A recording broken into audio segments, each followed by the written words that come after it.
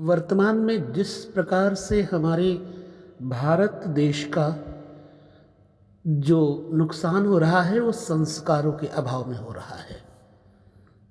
संस्कार ही हमारे इस देश की पूंजी है और इन्हीं संस्कारों की बदौलत हम विदेशों में सम्मानित होते हैं। तो अगर हम अपने संस्कारों को बचाना चाहें तो ज़रूरी है इस वीडियो को और इस वक्तव्य को देखना।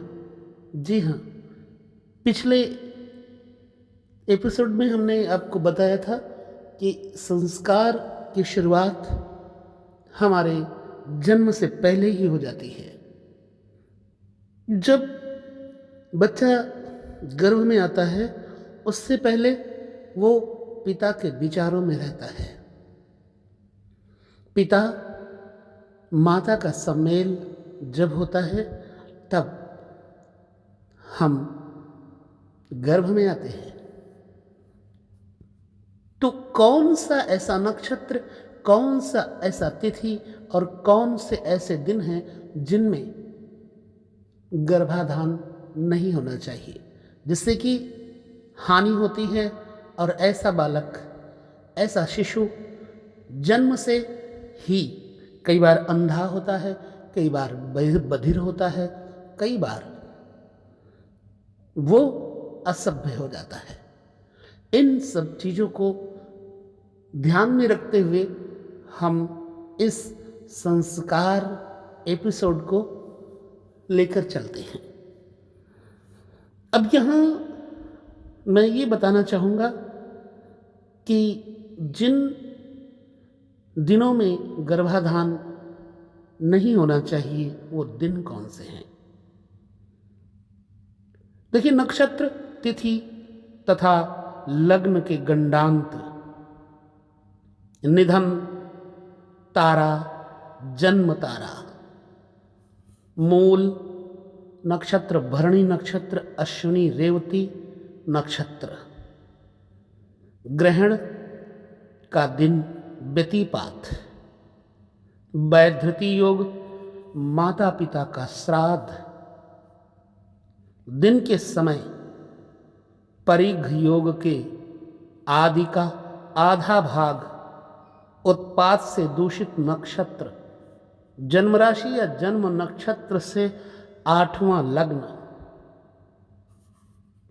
पाप युक्त नक्षत्र या लग्न, भद्रा, छठी, चतुर्दशी, अष्टमी, अमावस्या, पूर्णिमा, संक्रांति, संध्या के दोनों समय, मंगलवार, रविवार और शनिवार, रजो दर्शन से आरंभ करके 4 दिन,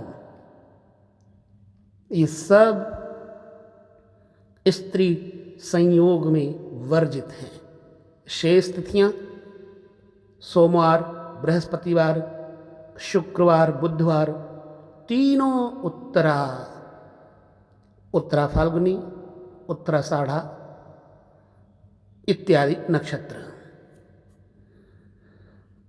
मृगशिरा, हस्त नक्षत्र, अनुराधा नक्षत्र, रोहिणी नक्षत्र, स्वाति नक्षत्र, श्रवण नक्षत्र, धनिष्ठा नक्षत्र और शत तारका, ये गर्भाधान के लिए शुभ हैं। कैसी भावना होनी चाहिए?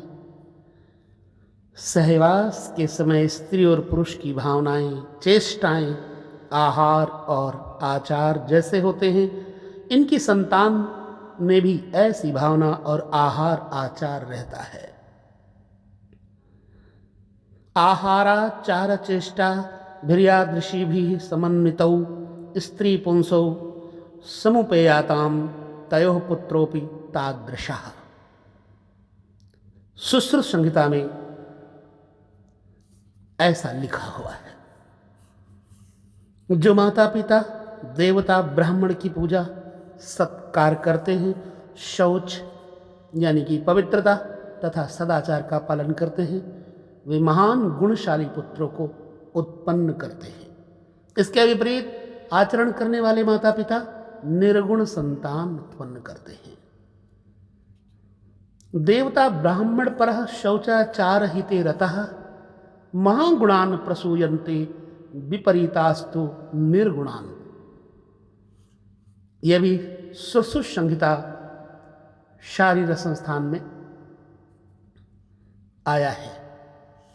तो जिस भाव से स्त्री पुरुष का मिलन होता है उसी भाव से युक्त संतान होती है। इसीलिए गर्भाधान के समय मन में सुयोग्य, उत्तम चरित्र से संपन्न, गुणवान तथा धर्मात्मा पुत्र उत्पत्ति का भाव रखना चाहिए। यादृशेन ही भावेन यौनो शुक्रम समुत्सृजेत तादृशेन ही भावेन संतानम संभवेदिति। गर्भिणी की स्त्री के आवश्यक पालनीय नियम के बारे में भी बताया जाता है। जब गर्भ में संतान होती है तो माता जैसी सात्विक राजस तामस भावना से भावित रहती है, जैसा अच्छा बुरा देखती, सुनती, पढ़ती, खाती, पीती है, उन सब का गर्भ में स्थित संतान पर प्रभाव पड़ता है। इसलिए गर्भवती स्त्री को राजस तामस भावों से बचकर सात्विक भावनाएं करनी चाहिए। गंदे एवं अश्लील दृश्यों को न देख करके सात्विक देवदर्शन, संत दर्शन आदि ही करना चाहिए। गंदे गीत सुनना गाना छोड़ करके सात्विक भजन कीर्तन ही सुनना और गाना चाहिए। गंदे उपन्यास पढ़ना सुनना सुनाना छोड़कर रामायण, भागवत आदि सात्विक ग्रंथ ही पढ़ना सुनना चाहिए। राजस तामस जैसे मांस, मदिरा, अंडा, प्याज, लहसुन आदि तीक्ष्ण मिर्च मसाला छोड़ करके सात्विक दूध, घी, दाल, रोटी आदि ही खाना पीना चाहिए। गर्भकालीन भावना का संतान पर प्रत्यक्ष प्रभाव पड़ता है, इसलिए गर्भवती स्त्री को चाहिए कि वह सद्विचार, सत्संग, सदग्रंथों का अध्ययन तथा शुभ दृश्यों को ही देखे। गर्भकाल में प्रहलाद की माता कयाधु देवर्षि नारद जी के आश्रम में रह करके नित्य हरि चर्चा सुनती थी। इसीलिए उनका पुत्र प्रहलाद महान भक्त हुआ। सुभद्रा के गर्भ में ही अभिमन्यु ने अपने पिता अर्जुन के साथ माता की बातचीत में चक्रव्यूह भेदन की कला सीख ली थी। तो शास्त्रों में गर्भावस्था में स्त्री की चर्या कैसी होनी चाहिए उस पर बहुत विचार हुआ है। यहाँ पर पुराणों, धर्मशास्त्रों और आयुर्वेद शास्त्र के आधार पर कुछ चर्चा करेंगे, तो हम इस चर्चा को अवश्य सुने, जिससे कि हमारे यहाँ आने वाली संतान श्रेष्ठ कुल आचार युक्त हो। तो इन्हीं सब बातों को लेकर के हम ये संस्कार संहिता, संस्कार चर्चा आपके सामने प्रस्तुत करते हैं और हम आशा करते हैं कि इससे एक न सही 100 न सही 10 लोग ही सुनेंगे, 10 में से 1-2 गुनेंगे। हमारा समाज, हमारे समाज का जो आने वाला कल है वो भविष्य के रूप में जरूर उजागर होगा। हमारी छोटी सी जो भावना है वो बड़ा समाज, अच्छा समाज दे सकती है। इसलिए हम अपने भाव से आप लोगों तक अपनी यह छोटी सी जो प्रयास की तालिका है आप लोगों तक पहुंचाने का प्रयास करते हैं। तो जितना हो सके जरूर सुने और जो गर्भवती माताएं हैं उनको जरूर सुनाएं और आने वाली संतान हमारी अच्छी हो, इसके लिए ज़रूरत है आज के इन संस्कारों को सुनने की। जय श्री कृष्ण।